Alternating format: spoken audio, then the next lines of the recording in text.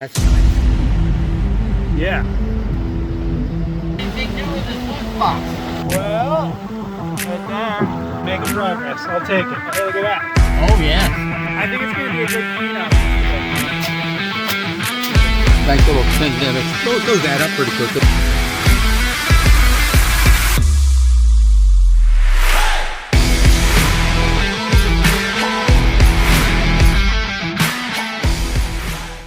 You know, just back down the road, we bottomed out for a second, and there was a big thump that went to the car. Thank goodness it says skid plates on it. But it reminded me, maybe you heard the story, Hannibal. When I was in high school, my mother had a 1966 brand new Valiant car. It's a little four-door car, had a small V8 in it, automatic transmission. Had square corners, a real boxy looking thing of the late 60s, you know, mid 60s. And, but I could borrow it. And, in fact, my parents would buy the gas, you know, it was all right, you know, because I would go prospecting with my friends. So we went up to, the lake country that's north of San Francisco, where there's some gold mines, a lot of mercury mines. And, we were tooling along. I had a map that showed the location of a mine that had not been completely worked out, but I had a geology report on it. Sounded interesting, and the report mentioned that they had done some test holes on one side of the property and found that there was a lot of low-grade mercury ore up there. And this is from the 1940s, and this is 1967, something like that. So anyway, we're tooling down a road, something like this, and there's occasional clunks and bangs, you know, because this car is low to the ground. And I looked down at the gauges, and all of a sudden I realized that the oil pressure light was blinking, and the gauge, it just had idiot lights, but it was blinking. I went, uh-oh. And I stopped, jumped out, and looked under the hood, and the oil was pouring out of the oil pan. And I ran to the trunk, opened it up, and pulled out the only container I could find, and that was the iron skillet that we had cooked breakfast with, and it still had some bacon rinds in it and some grease, you know, and probably some leftover egg or something. But it was all I had, and I ran around and I shoved it underneath the oil pan, and I caught about a quart or quart and a half of oil, and it was it. And I went, oh my goodness, it's Sunday afternoon, we're 25 miles out of town on this road, what are we gonna do, you know? And so I remembered a story my dad told me about some miners that took had the same problem, and they took a piece of wood and whittled it about the shape of the hole, and you could see this gash. It was a 1/4 inch wide and an inch long in the bottom of the oil pan, and it was probably not a 1/4 inch at the top of the gash, but enough for the oil to quickly pour out. So I took a stick and I whittled it about the right dimensions, took a rag, and then pounded this piece of wood up there, and it looked like it was going to hold. And so I took the quart and a half of oil that was left and carefully poured it back in the motor, started it up, and you know, it just barely dripped out or leaked a little bit on the edges of the hole. Basically, it was patched up temporarily. And we got in it, and I started driving, and about 10 or 15 seconds later, oil pressure light starts blinking again.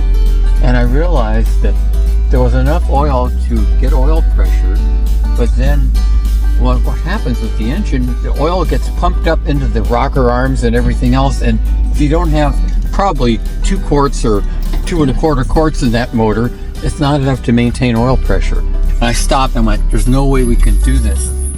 I'm gonna burn the motor up. This is a new car. No way I can do that. So I got out and I started walking, and I walked about 1.5 miles with my friend Bruce, and we came to a miner's home, and we went over there, and you know, I know now who it was. It was eminent geologist, mining operator of the area, and quite well known in that country. I didn't know him at the time, but he wasn't home.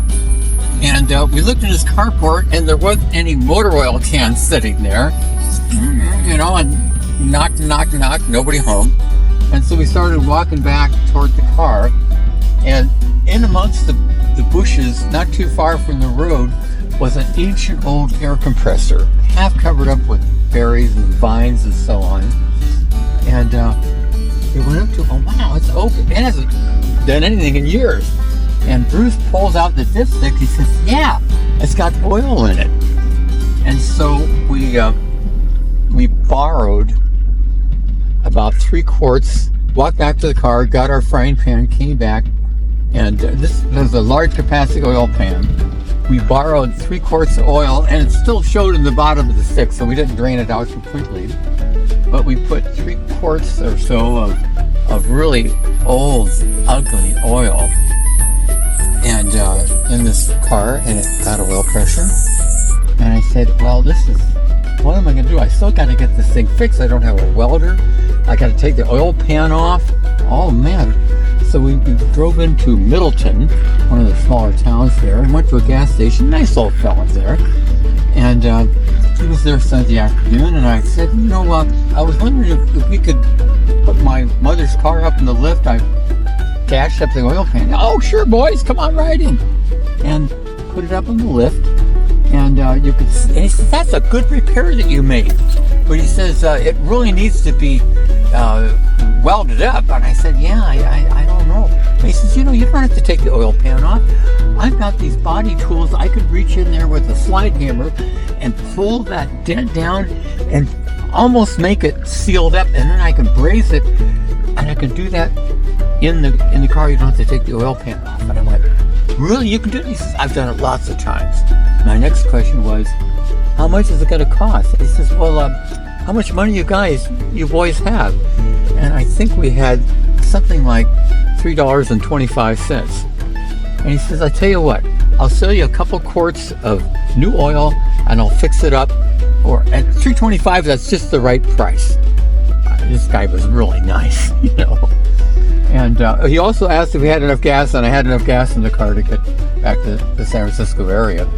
And he brazed it up, and I got home and I told my parents about it. My mother said, you stole 2.5 or 3 quarts of oil? And I said, well, we borrowed it from this antiquated machine, and I promise I'll go back there and I'll bring some oil. But I was desperate, you know.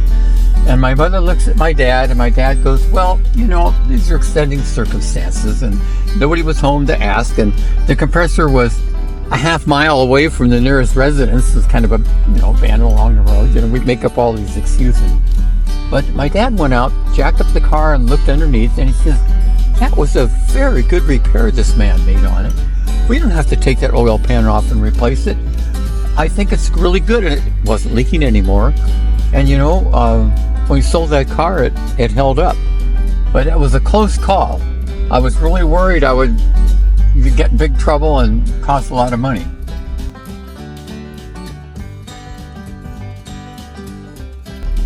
You know, my dad and mother were extremely understanding with me.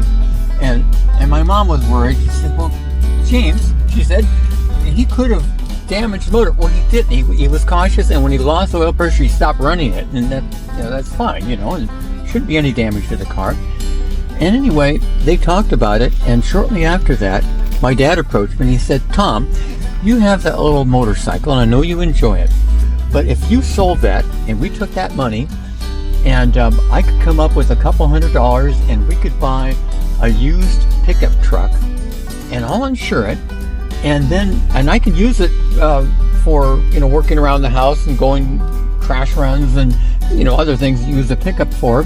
He had borrowed one off and on in my youth, but he said, I could use the pickup truck and you could use it, and you won't have to use your mother's nice little car to go prospecting or mining. And so I bought a 59 Chevy, and it was old, lots of miles on it. It broke down often, and it was an excellent vehicle for me because I learned a lot about auto mechanics. before long, I'd gone through the transmission. The kingpins were bad.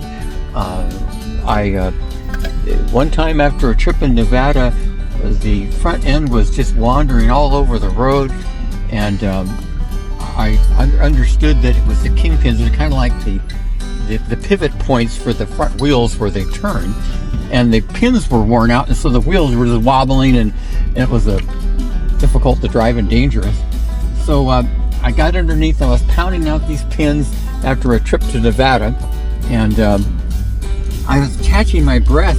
In the afternoon, the light was strafing underneath the car, and right ahead of me there was something glimmering on the dad's asphalt in the driveway. And it looks a lot like gold over there. And I crawled over, and it was a small picker nugget. And we lived in the San Francisco Bay Area, which is not prone to finding picker nuggets on the driveway. But it's the exact spot where I'd washed all the mud off the truck the previous trip to Nevada, and we had gone through a real muddy crossing of a creek. There wasn't much water, and there was lots of mud, and you could tell on the sides of the creek that they had placer mined it. There was placer shafts and diggings all the way along the side of this little gulch there as we drove back and forth in our explorations. We didn't find any gold that trip, except the fluke piece that was on the driveway repairing the truck. So what does that prove? It shows that gold is where you find it. Look, also, you have to be,